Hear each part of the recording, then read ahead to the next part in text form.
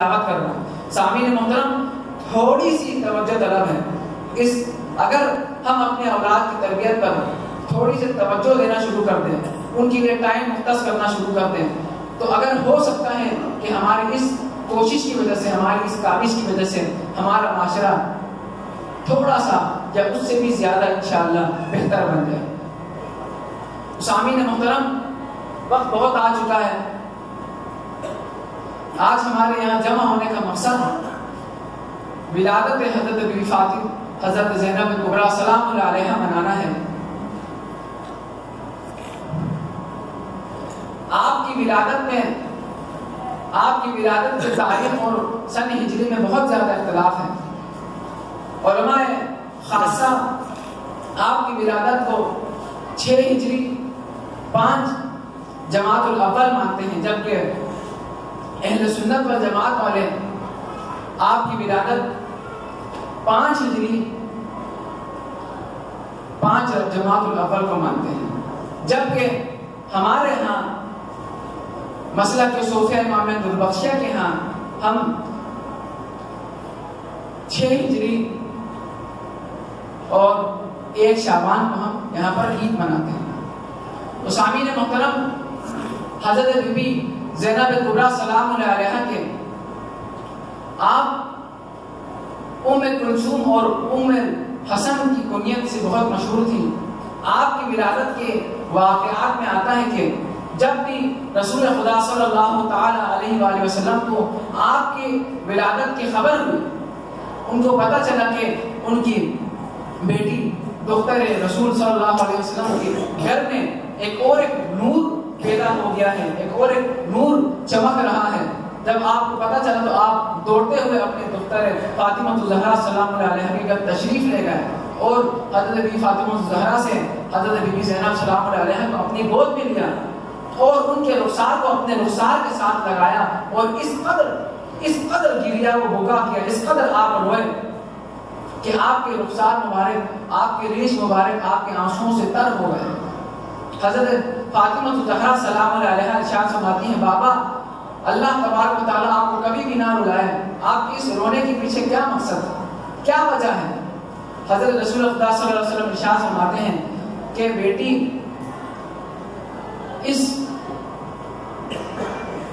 کو جب سے یہ پیدا ہوئی ہے، جب سے یہ آج سے یہ پیدا ہوئی ہے، اس کی وفات تک اس کی زندگی میں غم مسائب بھرے ہوئے ہیں. اس لیے میں اس قدر رویا، مگر میں ساتھ ساتھ یہ ارشاد فرماتا چلوں کہ اس کے مسائل کے، اس کے غم میں جو بھی روئے گا تو اس کے لیے اتنا ہی ثواب ہے جتنا اس کے بھائیوں کے لیے ثواب ہے. جتنا اس کے بھائیوں کے غم میں رونے کے لیے ثواب ہے، اتنا ہی حضرت بی بی زینب سلام اللہ علیہا کے غم میں رونے کا ثواب ہے. سامعین محترم، جب وقت بہت زیادہ گزر گیا مگر حضرت علی علیہ السلام نے اپنی دختر حضرت زینب سلام اللہ علیہا کا نام نہیں رکھا، تو حضرت فاطمہ الزہرا کو بڑا تعجب ہوا کہ آپ نے ابھی تک اپنی بیٹی کا نام نہیں رکھا. تو حضرت علی علیہ السلام نے ان کو جواب ارشاد فرمایا کہ فاطمہ، میں رسول خدا صلی اللہ علیہ وآلہ وسلم پر کیسے خود کو مقدم کر سکتا ہوں کہ میں ان کی غیر موجودگی میں، تاریخ میں آتا ہے کہ آپ کسی سفر پہ گئے ہوئے تھے، اس وقت ان کے غیر موجودگی میں کیسے ان کا نام رکھ سکتا ہوں. تو جب آپ صلی اللہ علیہ وآلہ وسلم سفر سے تشریف فرمائے، تو سفر سے واپسی آپ نے تشریف فرمایا تو حضرت بی بی فاطمہ الزہرا سلام اللہ علیہا نے حضرت زینب سلام اللہ علیہا کو حضرت رسول خدا صلی اللہ علیہ وسلم کی خدمت میں پیش کیا اور آپ نے ان کا نام زینب رکھا. سامعین محترم، زینب 2 لفظ سے مرکب ہے. زین کا مطلب زینت، اب کا مطلب باپ کی زینت. باپ کی زینت، باپ کی زینت کیوں نہ ہو؟ باپ کی زینت، زینب کا مطلب ہوا باپ کی زینت. باپ کی زینت کیوں نہ ہو؟ ایسی اولاد پیدا کی، ایسی اولاد کی ایسی تربیت کی کہ جس کا نام زینب واقعی میں حقیقتاً اس پر سوٹ کرتا ہے. اللہ تبارک و تعالیٰ نے ارشاد فرمایا تھا وَاعْلَمُوا أَنَّمَا أَمْوَالُكُمْ وَأَوْلَادُكُمْ فِتْنَةٌ. اولاد کی تربیت کرنا ماں باپ کے لیے ایک فتنہ ہے، ایک آزمائش ہے. اور پھر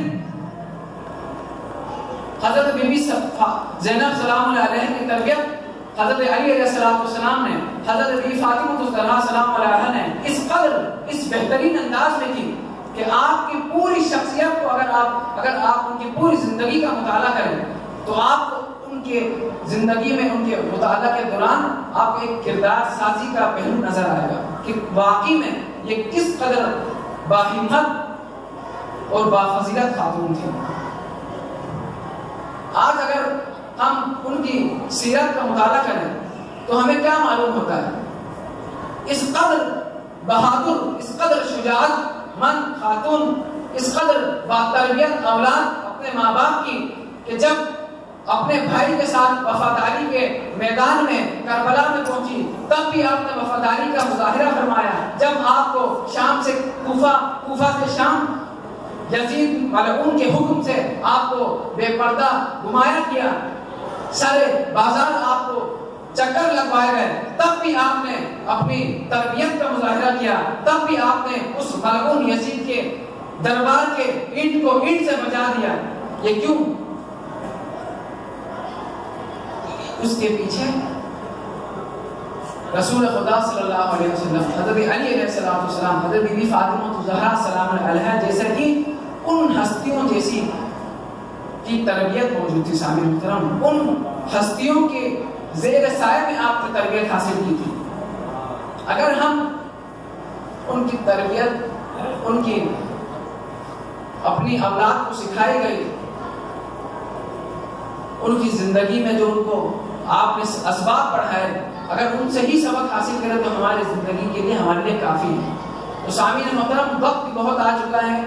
اگر ہم اسی طریقے سے بولتے رہے اور آپ سنتے رہے اور اسی طریقے سے آگے تھے اور مقررین آتے رہے، وہ اپنے معارف، اپنے مطالب آپ تک پہنچاتے رہے، مگر اگر آپ نے اس کو صرف اور صرف ظاہری کانوں سن کر، ایک کان سے سن کر دوسرے کان سے اگر نکال دیا اور اپنے باطنی کان یعنی اپنے دل پر آپ نے اس کو درک نہیں کیا، لکھ نہیں دیا اور اپنے ساتھ یہاں سے لے کر نہیں گئے، تو سامعین محترم اس محافل و مجالس کا، ان تمام کا ہمارے پر جو اصل ہدف ہے وہ ہمارے پاس اس کا ہمیں فائدہ نہیں پہنچے گا.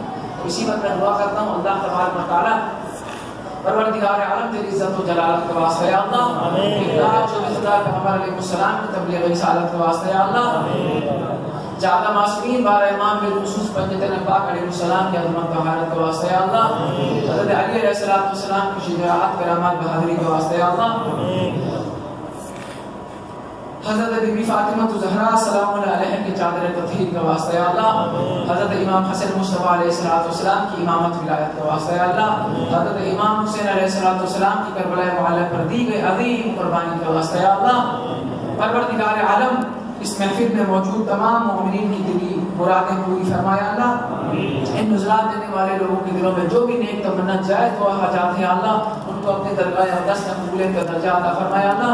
ان میں سے جو بیمار ہیں اللہ ان کو شفاء کاملہ عاجلہ مستعملہ عطا فرمایا اللہ.